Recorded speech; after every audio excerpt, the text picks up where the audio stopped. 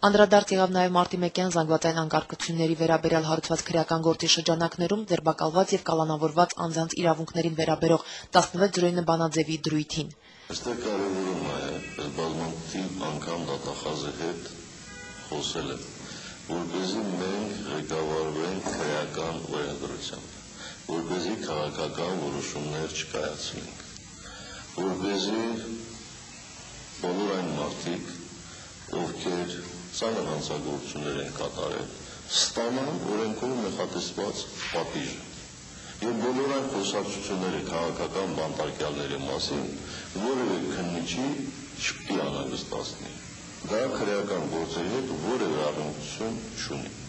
Անշուշտ մյուս կողմից էլ մարդը չպետք է դատապարտվի միայն նրա համար, որ որոշական է։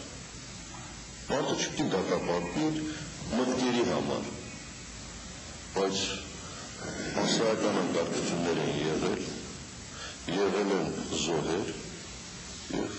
պետք է մենք կարողանանք վերհանել եւ պատժել քրեականներ օրենսդրության համաձայն։